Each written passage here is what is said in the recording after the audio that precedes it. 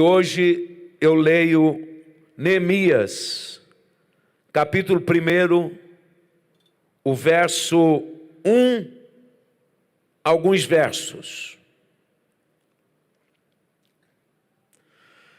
Para nós adiantarmos, vamos ler a partir do verso 3. Quando Neemias tomou informação de alguns que vieram de Jerusalém encontrar com ele, eles responderam: as coisas não vão bem para os que regressaram à província de Judá. Eles estão passando por muitas dificuldades e humilhação. O muro de Jerusalém foi derrubado. As suas portas foram destruídas pelo fogo. Quando ouvi isto, sentei-me e chorei durante alguns dias, lamentei, jejuei e orei ao Deus dos céus. Então eu disse: ó Senhor Deus dos céus, Deus grande e temível, que guardas tua aliança de amor e lealdade para com os que te amam e obedecem os teus mandamentos. Ouve minha oração, olha do alto e vê que eu oro noite e dia por teu povo Israel. Confesso que temos pecado contra ti. Sim, minha própria família e eu temos pecado terrivelmente contra ti. Não temos obedecido o teu mandamento, decretos e estatutos que nos deste por meio do teu servo Moisés. Por favor, lembra-te do que disseste ao teu servo Moisés. Agora o verso 10. O povo que tu resgataste com teu grande poder e com a tua mão forte, e teu servo, ó Senhor, por favor, ouça a oração desse teu servo, ouve as orações de teus servos que se guardam de te honrar, ou melhor, que agradam de te honrar. Peço que me conceda êxito hoje e que o rei me seja favorável. Amém. Meus irmãos, nós estamos nesse momento, e eu trouxe esse assunto para nós discorrer um pouquinho a respeito da oração deste homem de Deus, que muitos se escrevem a respeito de Neemias. Escreve mais como uma liderança, mais no aspecto de líder. E muitas vezes nós usamos muito esta expressão: foi um grande líder, foi um grande líder. Não existe um grande líder se ele não for um servo do Senhor, no contexto geral. Vocês viram falar de um senhor que tirou da falência algumas marcas de automóvel muito famosa, considerado em todo o mundo um dos maiores líderes de mercado na área de automóvel. Porém, esse grande líder, no final, ele termina a sua história de forma vergonhosa. Vocês já viram falar de homens que depois retiraram as estátuas, os monumentos em homenagem a eles, considerados grandes líderes, e depois foram fazer uma busca na vida deles, perceberam que eram homens perversos, escravizaram tribos ou sociedade, foram corruptos e ladrões, e aí tiraram. Vou tomar um exemplo aqui bem pertinho de nós. Vocês sabem que esse estádio de futebol que nós temos em Uberlândia, construído na época do prefeito Virgílio Galassi, era considerado um dos maiores estádios do Brasil e de boa parte do mundo. E ele tinha o nome de João Avelange, que foi presidente da FIFA por alguns anos. Aí depois descobriram que era um larápio. Foi detido depois de velho, constataram que roubou muito ele e toda a sua tropa, e aí tiraram o nome do João Avelange daqui, tiraram de muitas placas. Então são líderes, mas não são líderes que têm temor de Deus, que amam o Senhor e que obedecem a sua palavra. Então Neemias foi um grande líder, mas eu estava olhando esse homem no aspecto da oração. E por que eu me debrucei nesse assunto? Porque os irmãos sabem que o nosso mundo nesses dias está balançado. Vocês viram as notícias terríveis de Cabul, Afeganistão. Vocês viram a notícia de Cuba, silenciou. Ninguém sabe o que está acontecendo lá. Vocês viram a notícia do terremoto no Haiti, mas antes mataram o presidente. Mas não vamos longe não. Vamos para dentro da nossa casa, o Brasil. Eu não quero estar falando da questão política, mas cabe a nós também preocupar nesses aspectos, porque tudo pode acontecer e nós temos dias terríveis. Não vou dizer para você ir lá para o supermercado e fazer compra para 3, 4, 5 meses, porque pode haver uma convulsão social, pode haver qualquer ação de forças, de revolução, ou força do exército, mas só que para quem é inteligente, nós não estamos vivendo bons dias. Um dia eu estava na Colômbia, visitando o pastor Osés Pereira, lá em Monteria, e eu cheguei a ver algumas ações dos terroristas. Um dia até estava dentro de um avião, eu sozinho, o irmão Antônio tinha ficado lá, e eu estava voltando sozinho. E eu entendo um pouquinho de espanhol como você entende, se falarem devagar. Mas até português, para entender o português, em som de avião é péssimo. Agora imagina uma aeromoça falando que era para todo mundo retirar, correndo de dentro da aeronave, que ela estava suspeita de se explodir, porque a informação que tinha uma bomba lá dentro. Eu corri porque eu vi todo mundo correndo.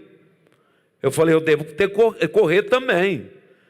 Então, eu vi as ações, como que é terrível uma nação debaixo de uma guerra. O Brasil é grande, pode ter um problema lá em Brasília, não atinge aqui, mas reflete muito.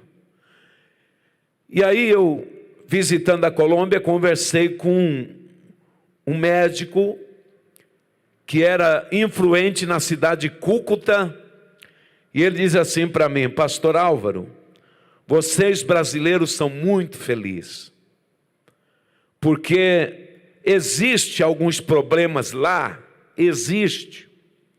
Vocês passaram por uma ditadura, mas agora a democracia já cresceu, está adulta, e vocês têm 3 poderes muito fortes, que é o executivo, o legislativo e o judiciário. E além disso, vocês têm uma força armada muito consciente. E hoje, como é que está isso? Como é que está o Judiciário, o Supremo? Como é que está a Câmara Federal e o Senado? Eu não quero falar muito em política, não. Mas muitas vezes nós estamos deixando de cumprir o dever de orarmos por nossa nação. Aonde os nossos filhos estão? Aonde os nossos netos estão? Aonde eles crescerão, estudarão e tornarão-se profissional? Aonde a igreja milita com o evangelho? E a gente está vendo muito blá blá blá, sim senhor, muita conversa oca, vazia, cheia de vento, miolho de pote, carga d'água, mas a gente ouve também, e é bom que você preste atenção, para de ficar com essas notícias muito sem fundamento. Ouça a pessoa que é da área. Vale a pena você saber sobre isso. Ninguém é convidado para uma palestra. Se é uma palestra sobre a agropecuária, você não vai lá se não tiver uma pessoa que entende isso aí. Então você fica ouvindo aí o fulano, o cicrano, o curioso, o que gosta de falar, porque cada vez que você cessa essa notícia, você está dando dinheiro para o camarada. Aí você sai esparramando essa notícia, ó, o exército já botou a tropa na rua. Olha, já esses dias o irmão me botou tanto medo, que eu falei, vou comprar a espingarda do Mazzaropi, aquela que tem um cano assim. O Wagner está ali com o olho regalado para mim, com medo de eu comprar a espingarda. Fica tranquilo, Wagner. Então, vocês já notaram isso? Já está quebrando o pau, o negócio está invadindo, não sei o quê. Prenderam o Jefferson, prenderam... não vou falar outro nome porque esse está preso. Mas tem alguns aí que estão previstos a ser presos. Então, você ouve algumas pessoas que conhecem, mas que gosta de botar fogo, mais fogo, gasolina na fogueira. Mas o que eu quero falar mesmo está aqui na Bíblia. Deus sempre esteve com o seu povo em épocas difíceis, de crise. E essa crise que nós estamos passando não é mais uma, não é uma fácil, não é uma que está sobre o controle dos homens e eles podem contornar a situação. Não está. É uma permissão de Deus para o tempo em que nós estamos vivendo. E muitas vezes nós entendemos, Deus nos escolheu e escolheu alguns homens para serem porta-voz dele em épocas de crise, em épocas difíceis. E nós sabemos que sempre Deus escolhe alguém com objetivo para um tempo difícil e para preparar o seu povo. E talvez a voz desse profeta não está nesses badalados pregadores, não está nesses homens que deixaram o ministério e deixaram a Bíblia de lado e usam o nome e podemos dizer o poder da oratória para estar confrontando as autoridades. Muitas vezes, a voz que nós precisamos ouvir nesses dias está aqui dentro da Bíblia. Aquietai o seu coração. Sossegai. como diz o Salmo 46. Entra no seu quarto, ore pelo nosso país, ore por nossa nação, ore por seu filho, por seu neto, por seu lar, porque nós sabemos que Deus sempre preparou a igreja e homens dele, mulher deles, para ser intercessores, para serem profeta, não profecias vazias. Se eu profetizar para o irmão aqui, irmão, eu profetizo para você que Deus vai te abençoar. Isso não é profecia, irmão. Isso é algo lógico. Se eu sou servo de Deus, Ele vai me abençoar. Olha, e como é que nós gostamos, irmã, você que foi abandonada por seu marido, prepara porque Deus vai arrumar um marido para você. É só você orar. Deus conhece essas necessidades prioritárias. Nós precisamos buscar a face do Senhor. É ter intimidade com Deus. Para um tempo de crise, Deus preparou Davi, vocês se lembram? Israel estava em crise.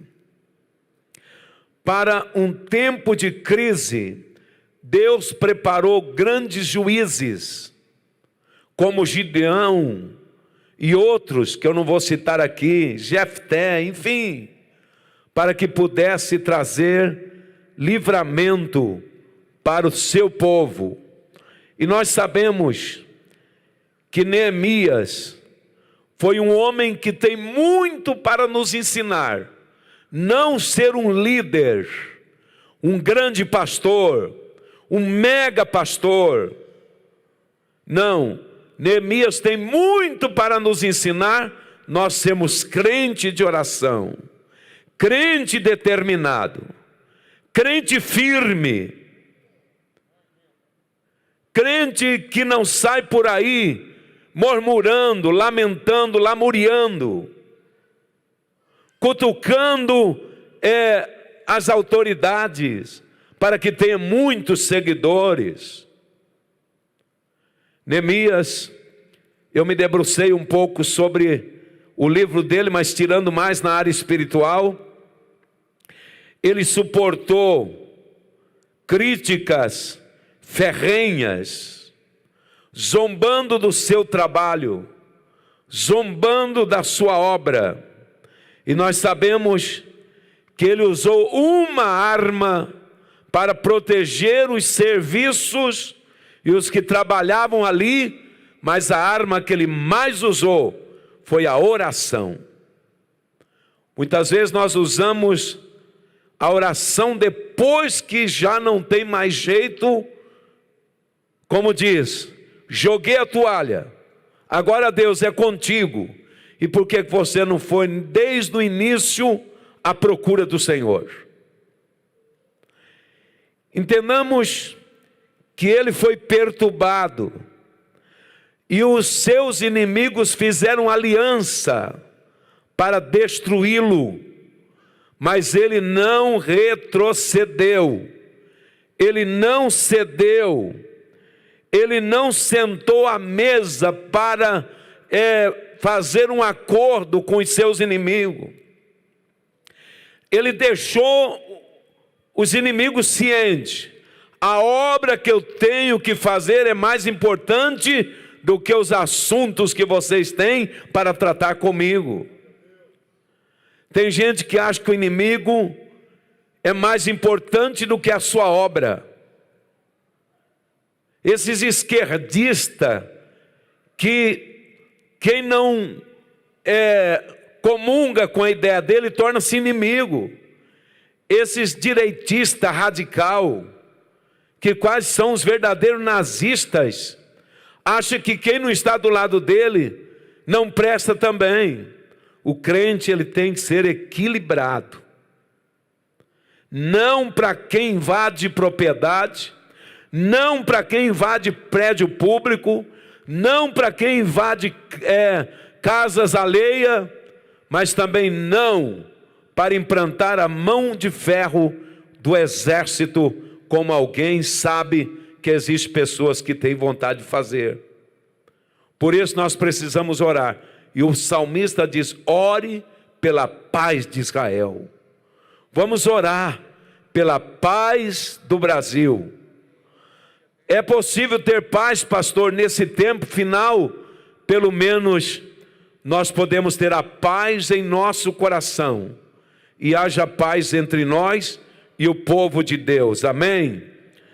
Meus irmãos, vou entrar no assunto que eu vou continuar terça-feira, apesar que eu estou devendo para vocês, que eu falei que nessa eu falaria do assunto passado. Mas a oração no livro de Neemias, verso 5, do capítulo 1, diz assim: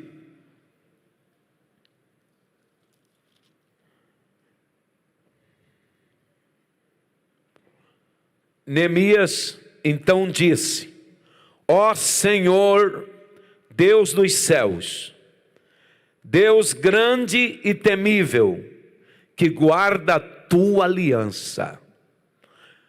Eu quero, já indo para o encerramento, dizendo a você: quando Deus faz uma aliança com o seu povo, do lado dele a aliança não quebra.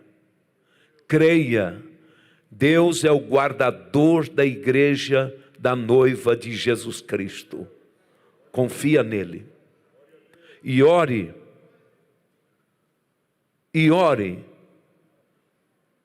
por nossa nação.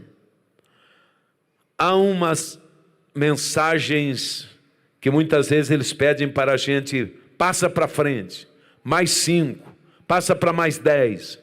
Algumas até vale a pena você preocupar com isso, mas passa para frente, levantando uma campanha de oração.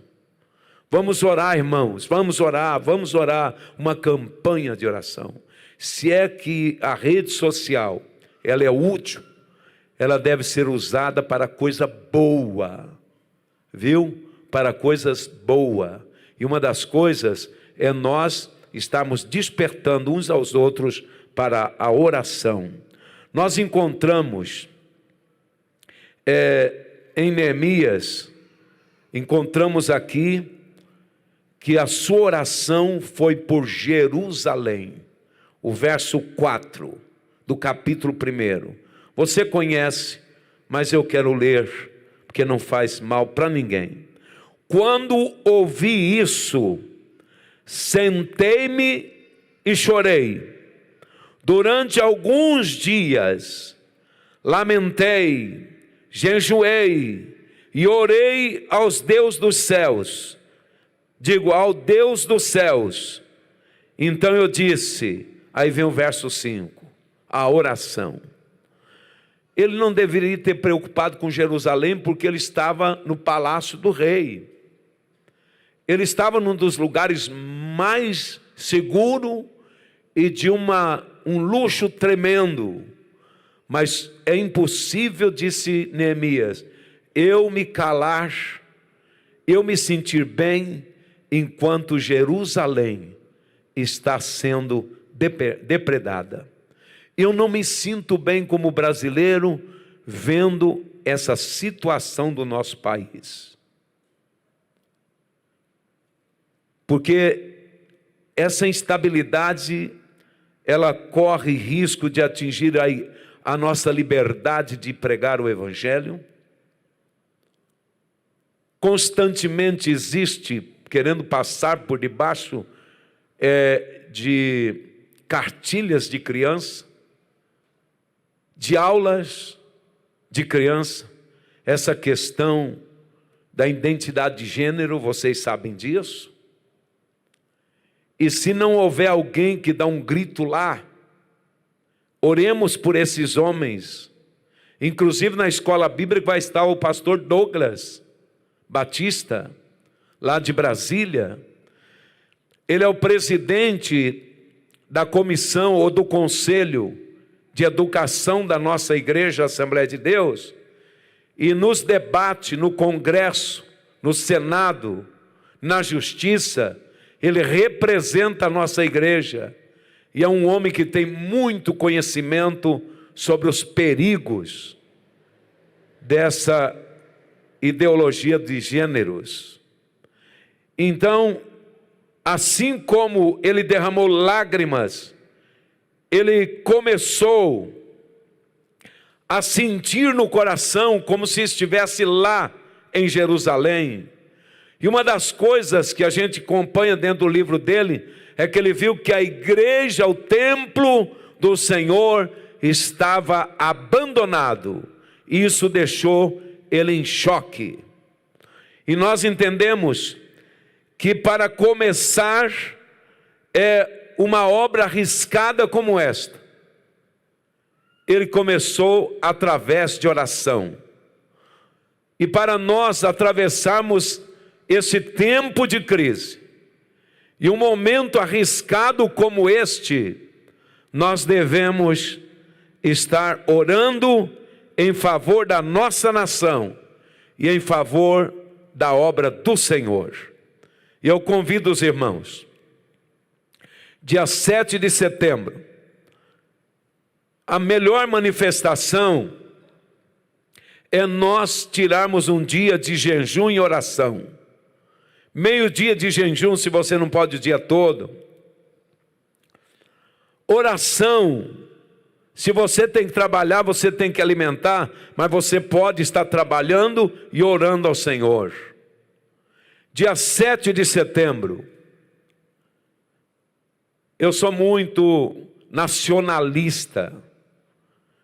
Eu já falei com a Tumico algumas vezes, eu tenho inveja daqueles países que quase todas as casas, ou em todas as casas, tem uma bandeira do país. Você anda em Israel, a bandeira de Israel, você vê ela na casa de todos os israelitas.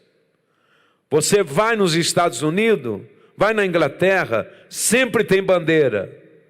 Você anda aqui no Brasil, você não vê quase nenhuma casa brasileira com uma bandeira brasileira. É ou não é? Então não custa você colocar no espelhinho da sua casa onde você lava o rosto e a primeira coisa que você vê é a bandeira: Senhor, abençoa o nosso país, abençoa a nossa nação, abençoa as autoridades, guarda, meu Deus, guarda, para que não haja crime, para que não venha o exército na rua, para que esses homens do Supremo, que eles acham que são mais do que Deus, geralmente o juiz acha que é Deus, e os juízes do Supremo, eles acham que é mais do que Deus, e a oração do justo pode muito em seus efeitos.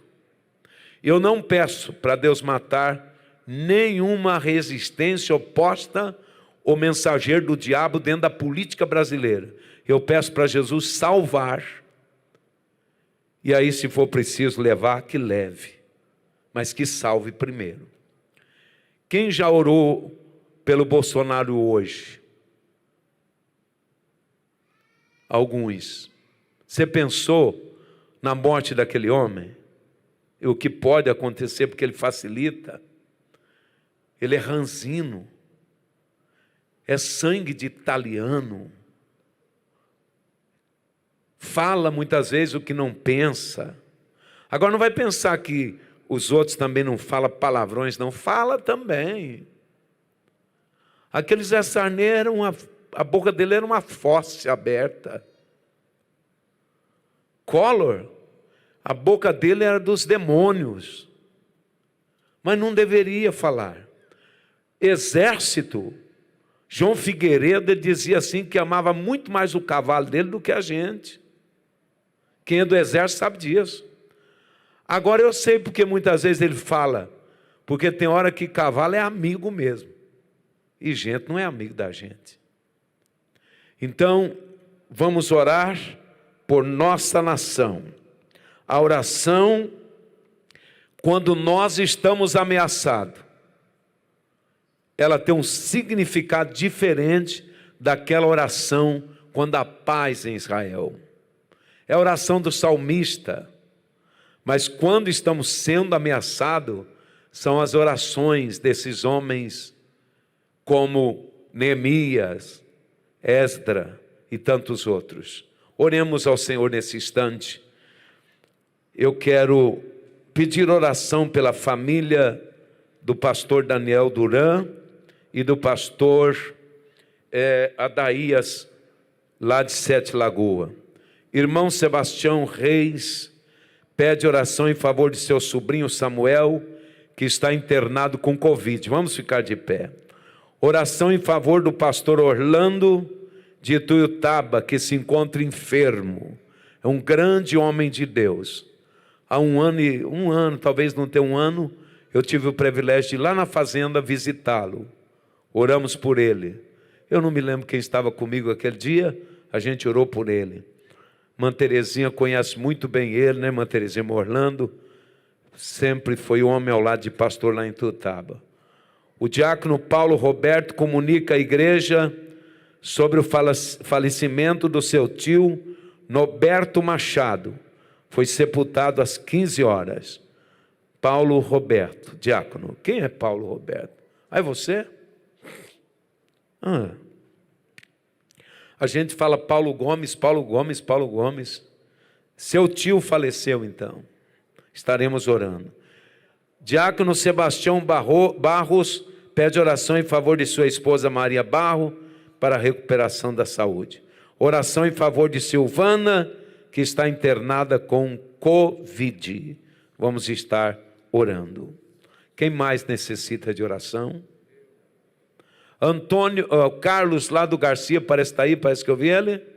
Está presente ou não? Engano meu. Acho que é engano, eu vi ele aí, pensei. Engano meu, desculpa. Sábado às 18 horas até às 21, é seminário da Umaduque, palestrante, pastor Guilherme e pastor Alain Oliva. Deus abençoe o meu filho Anderson, que está aí. Pastor Márcio, que é coordenador. Nós vamos estar orando. Alguém nessa noite que ainda não decidiu firmar aos caminhos do Senhor, está cocheando entre dois caminhos, é tempo de nós termos cuidado. Se você nesta noite precisa desse encontro com o Senhor, você ouviu duas palavras, a palavra do nosso irmão Júnior e a que eu dei aqui no final. Só Jesus tem a solução para você. Eu vi um menino dizendo para o pai, eu estava perto, pai, parou de morrer os vovô? Aí ele disse, falece também, mas está falecendo muita gente jovem por causa da Covid. Aí ele falou, papai, não importa a idade, o importante é ter Jesus. Isso que nos dá segurança. O irmão é da onde? Daqui? Ore pelo Deis, que ultimamente ele anda muito ansioso. É tanta agenda, irmão. O Deiso Valemar Sanches pede oração, porque ele quer ir lá para a casa do Heber e da Marisa. Pede oração, que ele quer ir para a casa do irmão Roberto. Não? Todo dia você vai, né? Irmão, Deus é tão maravilhoso que sempre manda alguém para amar o Deiso, porque cuida dele. O pastor Marco é um que ama o Deiso, está sempre ungindo ele aí. Quem faz aniversário? Você fez? Amanhã? Faz aniversário amanhã? Vem aqui para nós orar por você e sua família. Pastor, quem faz aniversário? O Saulo fez dia 13, pastor dia 4. É muita gente no mês de agosto. O Saulo, eu redobrei a oração por ele, porque ele fez aniversário dia 13 de agosto, numa sexta-feira. Eu falei, Saulo, pode passar debaixo de escada, por cima de escada, na beira da escada, porque toda maldição já foi vencida em nome de Jesus. Amém? Paulo Braga, ele estava aí, o Paulo Braga, talvez saiu mais cedo. Paulo, que dia que é o seu aniversário? Fujão. Já estava fugindo, hein? Dia 19, vamos estar, hoje é 17, depois da manhã, vamos estar orando. Oremos ao Senhor nesse instante, agradecendo a Deus por esse culto, e Deus abençoe vocês por ter vindo. Querido Deus, coloco minhas mãos sobre a vida dos teus filhos, mas creio em tuas mãos poderosas. Ó Deus, te louvamos por esse tempo que passamos na tua casa. Adoramos o teu nome, falamos com o Senhor e ouvimos a tua palavra. Senhor, abençoa a nossa nação, abençoa, Senhor, as autoridades, faça com que eles possam despir, Senhor, de vaidade, de capricho, de rancor, de ódio, de questão pessoal.